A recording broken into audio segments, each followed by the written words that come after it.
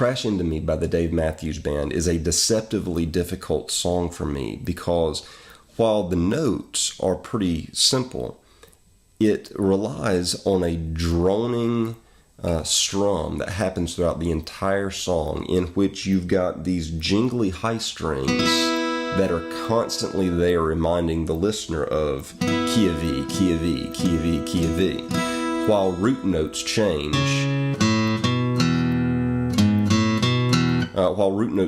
And really the singular root notes changing are the only thing that change the tonality of the chord, while that drone right there stays behind it. So here's how you make these chords. The first chord is you're going to put your second finger on the 5th string 4th fret, your first finger on the 4th string 2nd fret, your ring finger on the 3rd string 4th fret, and your pinky finger on the 2nd string 5th fret.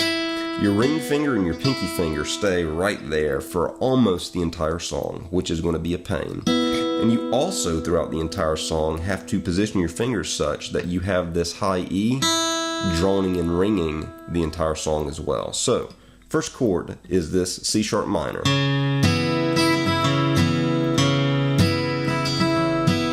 Notice that you pluck the root note, the C sharp, and then you emphasize these higher register strings. So it's a root pluck and then strumming on the higher registers. The second note is going to be an A. You just open up the 5th string by picking up your second finger, and then you strum across the higher register strings. So you've got a C sharp, A, then the next note is going to be a B. You're going to take your first finger and you're going to move it to the 5th string 2nd fret, and you've got to lay your fingers such that you mute out the 4th string, but you allow for the 3rd string, 2nd string, and 1st string to still ring out, which is difficult. You still haven't hit the low 6 yet. So, C sharp, A, B, and then you hit the low 6. So low 6 E is going to be your next root chord, or your next root movement, but you don't actually change anything about your fingers to get that tonality. You just then strike the open 6th string. So you've got C sharp, A, B, E. Then with your second finger, you go down to the 6th string 4th fret and hit this G sharp, and then an A,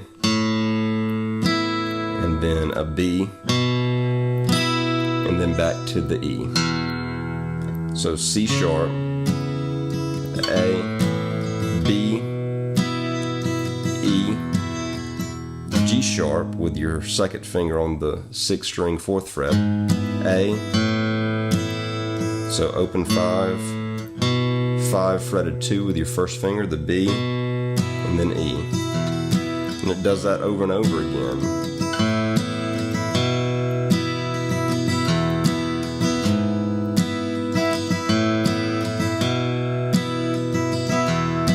So notice how much of the sound of this song is being generated by the droning 3, 2, and 1 strings. And it's so difficult too, because as you're moving your fingers around, your first and your second fingers are creating the root movements. As you're moving these fingers around, you've got to avoid, like a landmine, allowing the 4th string D to come in ringing at all, because that sound is not going to sound good juxtaposed against these droning E's. Like,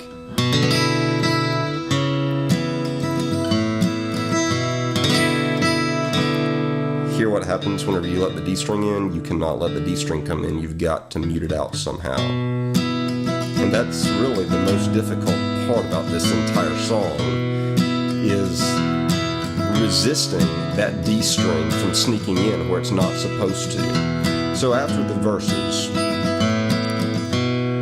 it walks up and goes crash, like on the C sharp minor, into me. You're going to move with your first finger to the 6th string 4th fret, then second finger to the 6th string 5th fret, pinky finger to the 6th string 7th fret.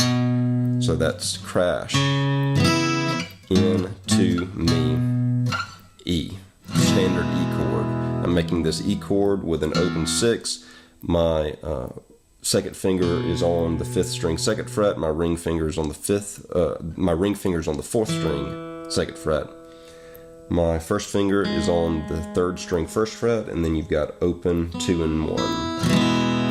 So crash into me, E. The next chord is a D chord.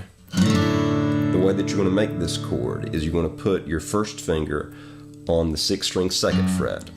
You're going to put your second finger on the 3rd string 2nd fret. You're going to put your ring finger or your pinky finger, it doesn't matter which, onto the 2nd string 3rd fret. And you're going to let the 1st string ring open.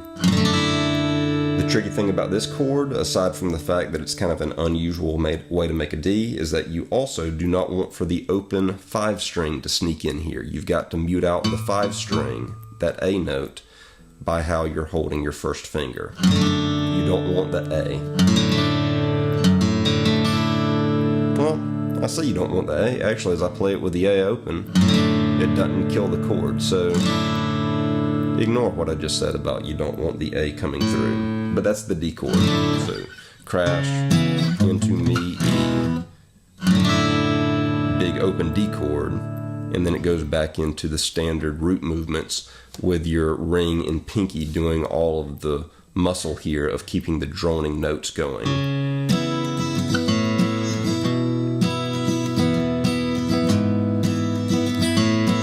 After each chorus, it goes into this part where Dave Matthews is singing In a Boy's Dream, and it comes back to the C sharp minor notes and drones. And then it drops back into the rhythm of A, B, E, G sharp, A, B, E. And those are the chords for Crash Into Me. Hopefully that gives you an idea of how to approach it.